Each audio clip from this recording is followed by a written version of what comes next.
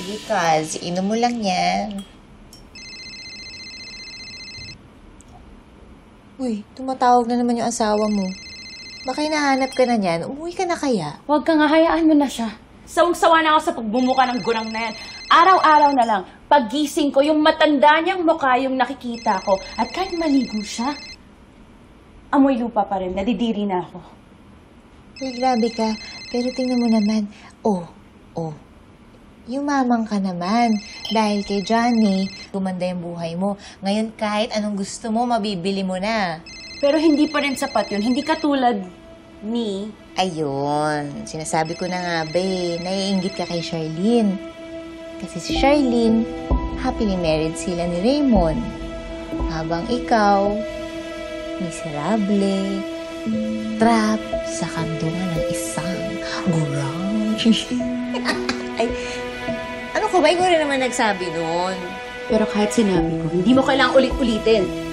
Wala kang karapatan. Okay, fine, Charlene. Pero aminado ka. Naiinggit ka kay Charlene.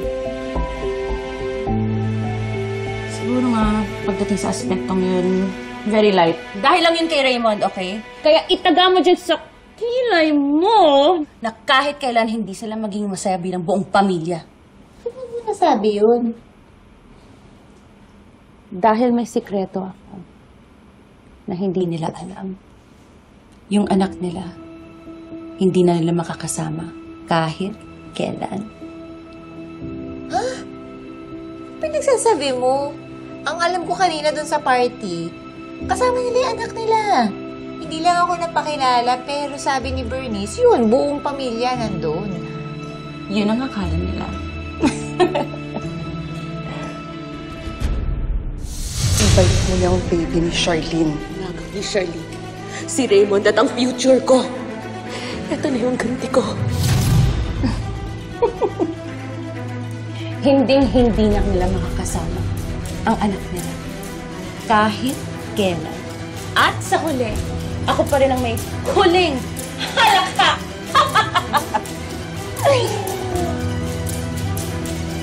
Okay, sige, cheers. Yes. Merienda ka muna, oh.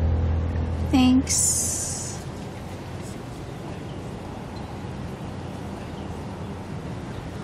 This is cute.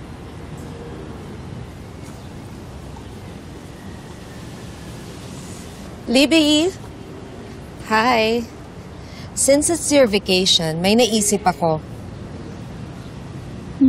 Why won't you come with me sa shop? Pwede kang mag-hangout doon at you'll get to learn how to run the business. Talaga ba, Mommy? Gusto mo na i-spend ko yung vacation ko sa business mo? Anak, hindi lang naman yun ang reason ko. Siyempre, gusto kitang makasama. Gusto kong mag-bonding tayong dalawa. Ngayon yun yung sinasabi mo. But last night, pinapagalitan mo ako because of Princess. Libby, gusto lang kitang itama. Sorry, Mommy, pero wala akong ganang makipag-bonding sa'yo. Besides, may lakad pa kami ni Grandma. My darling apo, haman-tama nandito ka. I have a surprise for you. Dumating na yung supplementary credit card mo. No way! Yes. My gosh, Grandma!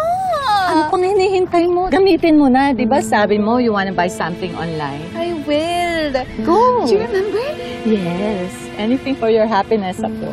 Love you, Grandma. I love you even more. Go, go, go. na. Have fun. Wait, I'm so excited. Go, have fun. Oh, ba't ganyan ang mukha mo? Parang hindi ka masaya na napaligaya ko yung anak mo. Ma, I'm happy. Pero sana tinanong niyo kami ni Raymond bago mo siya bigyan ng credit card. Bakit ko naman kayo tatanong eh? Eh, afford ko naman. Ma, hindi naman yun ang point ko. Anak namin ni Raymond si Libby. Alam namin kung anong makakabuti sa anak namin. Talaga lang ha, na alam mo kung anong makakabuti sa anak mo at kung anong makakasakit sa kanya. Eh kung talagang alam mo, eh bakit malayo yung loob ng bata sa'yo? Dahil kinukonsintin niyo. Kasalanan ko pa ngayon. Kasalanan ko pag convenient sa'yo. So bakit hindi mo sa akin sabihin ngayon na ikaw yung ina, you should know better. But unfortunately, you don't. Kaya kung hindi mo kayang ibigay sa akin, ako ang magbibigay. At walang makakapigil sa akin.